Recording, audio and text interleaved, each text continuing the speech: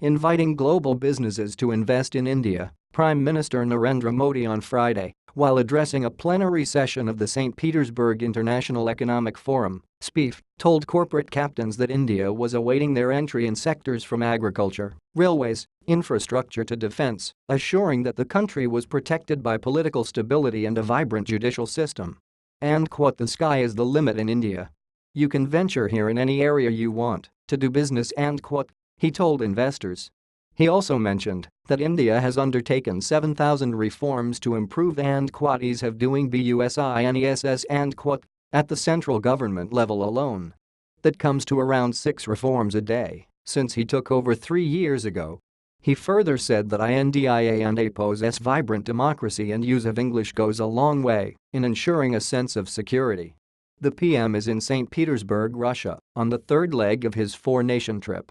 Replying to questions on relations with China, Modi said that despite border issues, not a single bullet was fired in the last 40 years between the two countries.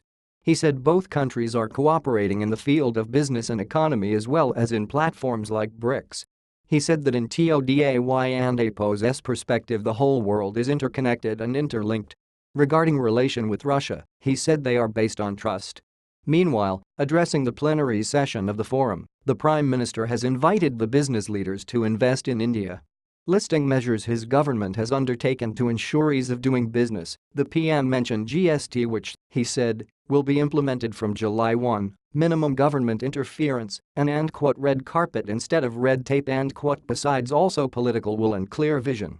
Agreeing with President Putin, who spoke before him, the Prime Minister said technology is going to play a key role and mentioned the Digital India initiative. He said of digital divide cannot be allowed to take root in the society. Prime Minister mentioned the GOVERNMENT's initiatives in financial inclusion and the Jan Dhan, Aadhaar, Mobile, JAM, Trinity. He mentioned the scrapping of over 1,200 archaic laws by his government. The Prime Minister mentioned initiatives taken for FDI and for competitiveness. He said international rating agencies had identified India as one of the top 3 destinations for FDI. Modi said that with the vision of new India skill development is a top priority for India's 800 million strong talented youth. In this context, he mentioned the success of India's Mars mission in the first attempt.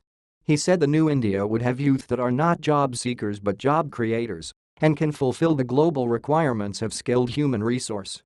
He said rising urbanization in India requires most modern infrastructure including metro networks, waste management systems, etc. He spoke of expanding and modernizing the railway network. The Prime Minister also spoke of the initiative to clean the Ganga. He said all these represented great opportunities for investment. Outlining initiatives in agriculture, the Prime Minister mentioned organic farming and food processing as areas for investment. In the manufacturing sector, the Prime Minister mentioned medical device and defense equipment manufacturing as key areas for foreign investment. Earlier, the PM visited the State Hermitage Museum, also visited the Datsun Gunzechane Buddhist temple in St. Petersburg, and presented the head priest of the temple with Andapos Ugra Kujur Andapos. The Prime Minister also met Tigran Sargsyan, chairman of Eurasian Economic Commission and former PM of Armenia, in St. Petersburg. American TV anchor Megyn Kelly was trolled on social media for asking PM Modi if he was on Twitter. Kelly asked the question while interacting with Modi and Russian President Vladimir Putin ahead of St. Petersburg International Economic Forum. Modi, the WORLD Andapos' second most followed leader on Twitter after US President Trump, laughed off her question.